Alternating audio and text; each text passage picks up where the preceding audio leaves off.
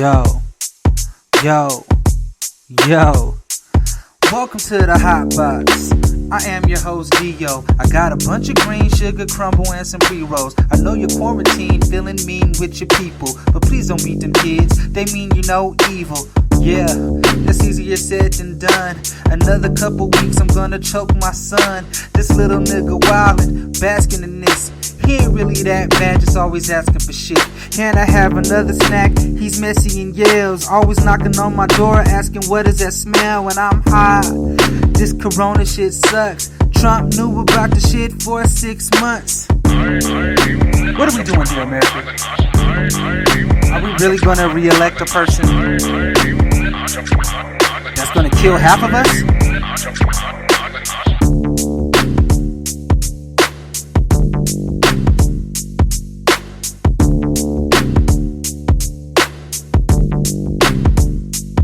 This time, grab your bongs, grab your pipes, grab your yoga mats, your shot glasses, sanitizer, mask, hand wipes, soap, bleach. Hug your dog, kiss your families, whatever it is that you like to do that makes you happy and puts a smile on your face. Do at this time. My soul recognizes yours. Namaste.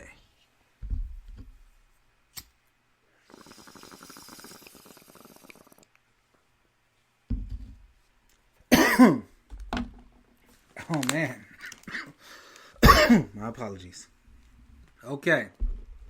First off, I'd like to start with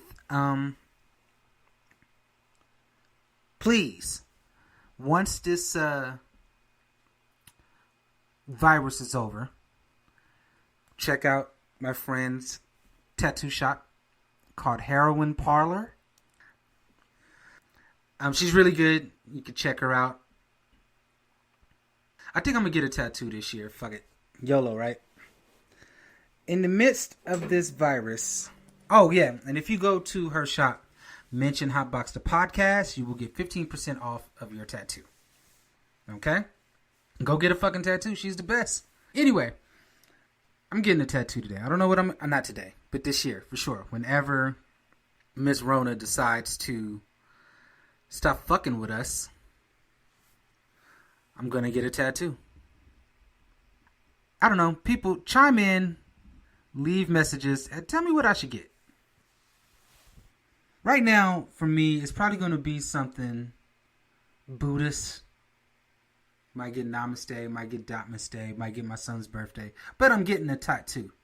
A tattoo? I'm getting a tattoo.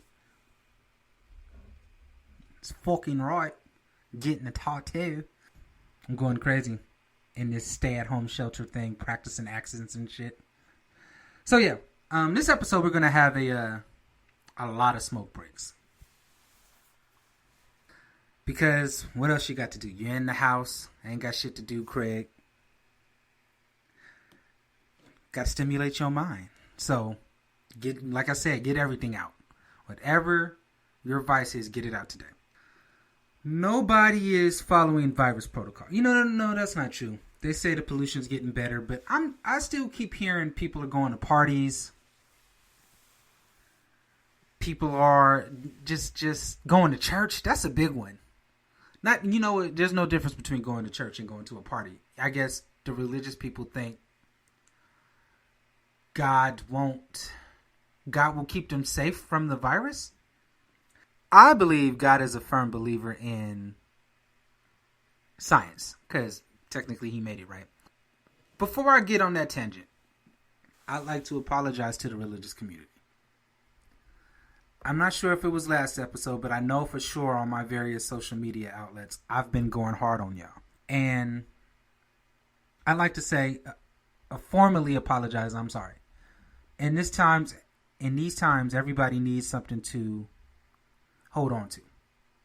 Now, just because I stand by what I said, and when I said it, because it was more so to point out that our president ran on the Christian conservative ticket.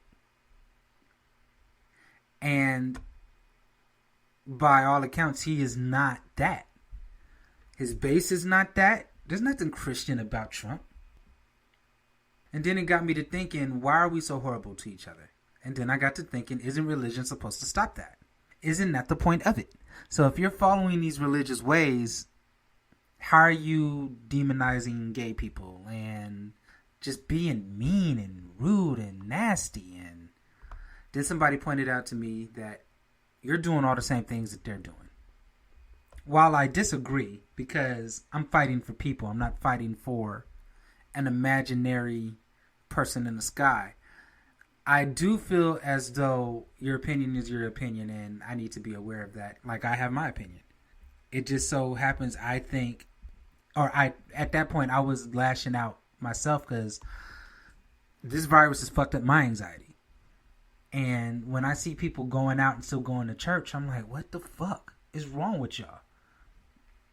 And that's how it manifested, and I like to apologize. I still think it's silly for those who are mean to people. Fuck you. But for the most part, the religious people that I did talk to about that were like, they were nice. They for the most part, we had a good back and forth. They explained to me why they believe what they believe. I threw out some questionable Bible verses, and it was cool. It wasn't really like I had some people come at me and unfriend me and block me or whatever the case. But when I see a group fucking with people, that's gonna bother me, and it's all in the base of some made up stuff to me personally. I believe in a God. I believe God is nature. I believe God is a woman. And I believe God is nature in the universe. And if we take care of the earth, we will be all right. And when we don't, we won't. And this is why we're here. That's what I believe. And again, it could all be, I what's the word? Identify as a Buddhist. And part of being a Buddhist is being accepting of all. And there's no worship, there's no angry person, jealous person in the sky ready to send you to hell. If you fuck up, you just try to be better, and you try to get it better through the lifetimes. I mean, it's all hokey. It can all be bullshit. Who knows? And that's why I'm apologizing, because nobody knows. Nobody knows what's right. But I bet you they'll say, no, I know my God is... This is a horrible apology. I'm supposed to be apologizing. Sorry. In all sincerity. Regardless of our disagreements, I do apologize, because this virus is fucking people up, and people need to hang on to whatever gives them life. Okay, so updates on the coronavirus, because we have to. It's getting worse. Healthcare caretakers are getting sick. I don't know the numbers. I'm sure you've been looking back and forth, but you know it's getting worse. I want to say United States now has the highest number of cases. I'm not sure about deaths, but we up there in cases, and New York is the epicenter of the disease. And I can see that it's a very condensed area. People aren't listening. When I went hard on Florida, man, when I seen them at the beaches, and then I seen in Cali they at the beaches too. And this is why I'm like, people, come on, man. What does it take for y'all to listen? Stay home and do what the CDC, fuck what the president's talking about. He's talking about some bullshit. He's talking about letting us out by Easter. Now, I'm not sure when Easter is. It's not really a holiday I celebrate. But that seems real soon. And I hope, I swear I hope that that's what it is. Because this is killing me. Now, I'm a stay-at-home person. I love being in the house. But damn, I want to drive around, get some weed, and play some basketball or some shit. You know what I'm saying? People who keep going out, your freedom isn't as important as people's lives. But I know you think so. And what's going to happen is you're going to keep going out, you're going to keep doing these things, and somebody close to you is going to get sick and die. How else do you expect this to transpire? Numbers are going up. Dr. Fauci is probably the only person we should be listening to. Yet, we're faced with the worst president in history just blatantly lying to us. Just lying. Like Trump. Trump, for real, dog. You know you on tape, right? Like, you know you do press conferences and you say shit and they record it. And then you come out and say something totally different. I'm not going to lie. I wanted to talk to my people with anxiety and depression. That for me right now, this is a lot. It seems like, and for the people who don't know about anxiety, to a person who deals with anxiety, everything is the end of the world.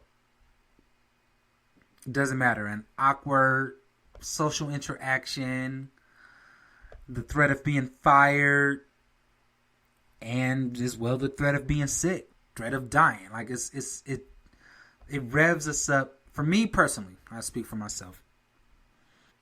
My biggest fear is dying of a virus, if you know me, like getting sick. I'm a big germaphobe, and this is fucking with my anxiety. So what I'm doing is I'm just trying to better myself for when this is over. Making those solid connections, working, trying to work out in the house, play with my son, cherish the time I do have with him and my parents and my loved ones, because I know life is short. And that's the biggest thing making me anxious, is missing time with my son, like something happening to me or him. And that's why I get so revved up, because nobody's listening. Nobody is staying home. Us millennials are in our 30s, and we're telling our parents to stay home, and we're yelling at the kids. We are the old people now. So, like I said, numbers are going up. Be careful. Don't take ibuprofen. I'm just trying to go over all the updates I've read. And don't be fooled by that. It's only taking old people and people with underlying conditions. It's taking everybody. Young people are dying, granted, at a much lower rate, but it's still killing them. And people with no underlying health conditions. So just try to be safe. We will come back on the other side of this. I know we will, but we just have to be diligent and strong and know that us staying in the house is for the best right now. And for my people that are dealing with anxiety and depression, I feel you. Grab a nice little corner, roll you a blunt, do whatever, go smoke, take a deep breath, and just try to wait it out. And hope that you and yours will be safe. I hope that for all you as well. Okay. As soon as this is over, smoke break. Grab your bongs, grab your pipes, grab your yoga mats, grab your shot glasses. I feel like I should put some auto-tune on this. Grab your shot glasses. Anyway, grab all that stuff, whatever it is that makes you happy, that makes you smile, that gets you in the depth of your soul. Grab all that stuff right now. My soul recognizes yours. Namaste.